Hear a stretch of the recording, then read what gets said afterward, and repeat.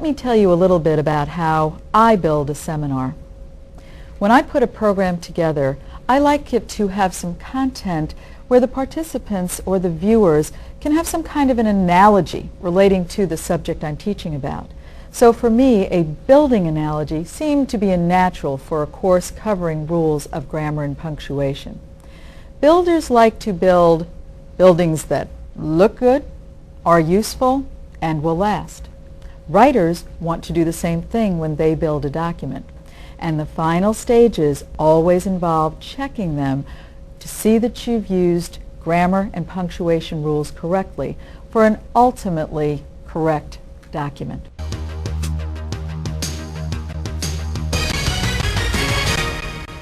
Please turn now to page 1-19 in your workbook.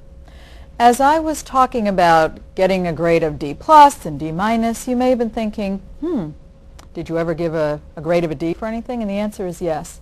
The third serious sentence structure error I'd suggest you avoid when you write is the sentence fragment. Now, disclaimer.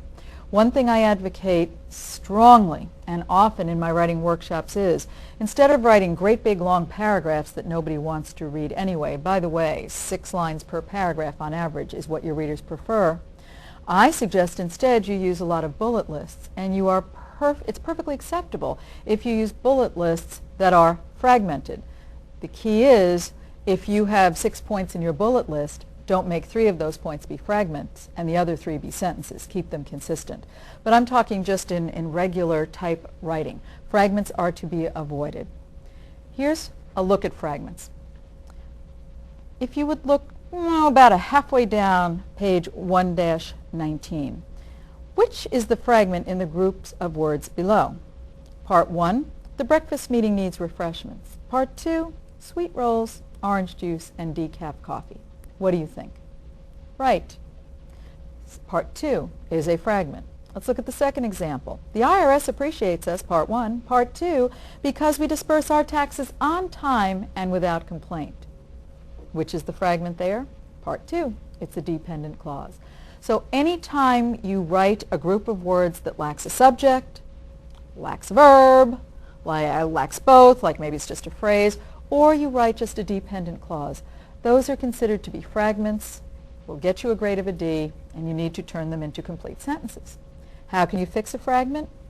3 different ways.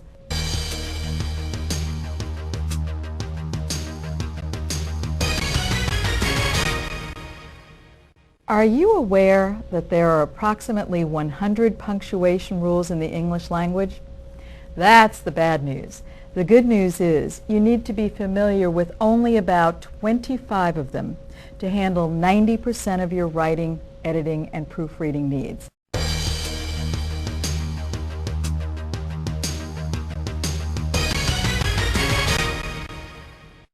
I want to tell you a little story now about an associate of mine that I was training to present this workshop to groups.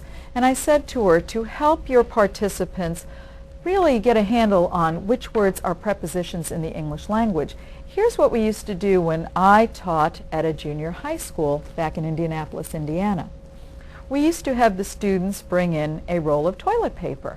And we would illustrate what the prepositions do by having the students see all the preposition type actions you could do with a roll of toilet paper, like you could go over the roll, under the roll, beside the roll, through the roll, in the roll, out of the roll, and that again reinforced in a concrete way how prepositions worked for my students. Well, my associate said that she had learned instead that anywhere a mouse could go could represent prepositions. So I said, fine. If you'd like to teach it that way, go for it.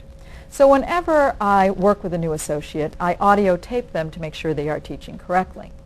Well, I was listening to an audio tape of my new instructor, Yvonne, from Lexington, Kentucky, very earnestly telling a class full of adult learners, okay, folks, here's a really neat way to learn what your prepositions are. Just picture this. Anywhere toilet paper can go is a good way to know how to use prepositions.